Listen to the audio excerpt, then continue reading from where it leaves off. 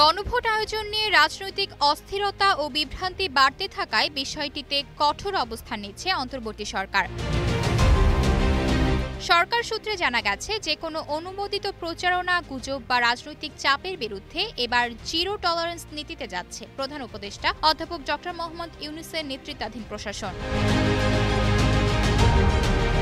প্রধান উপদেষ্টার কার্যালয় সূত্রে জানা গেছে, সোমবার সকালে অনুষ্ঠিত উপদেষ্টা পরিষদের বিশেষ বৈঠকে গণভোট ইস্যুটি গুরুত্বের সঙ্গে আলোচনায় আসে। বৈঠকে সিদ্ধান্ত হয়, গণভোট সংক্রান্ত যাবতীয় কার্যক্রম নির্বাচন কমিশনের অধীনে কঠোর তদারকির মধ্যে সম্পন্ন হবে এবং কোনো রাজনৈতিক দল বা গোষ্ঠীকে স্বাধীনভাবে প্রচারণার নামে বিশৃঙ্খলা সৃষ্টির সুযোগ দেওয়া হবে না।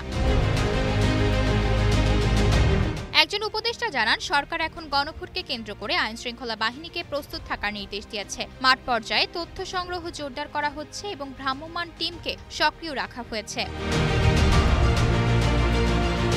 প্রধান উপদেষ্টার প্রেস উইং জানিয়েছে, বিষয়টি নিয়ে আজ দুপুরে প্রধান উপদেষ্টার কার্যালয়ে একটি প্রেস ব্রিফিং অনুষ্ঠিত হবে। ধারণা করা হচ্ছে, বৈঠকে গৃহীত সিদ্ধান্ত ও সরকারের অবস্থান সম্পর্কে সেখানে বিস্তারিত জানানো হবে। বিশ্লেষকরা মনে করছেন, সরকারের এই কঠোর অবস্থান গণভোট প্রক্রিয়াকে স্বচ্ছ ও শান্তিপূর্ণ রাখতে সহায়ক হতে পারে। তবে রাজনৈতিক দলগুলোর সঙ্গে সংলাপের পথ খোলা রাখা এখন সময়ের দাবি।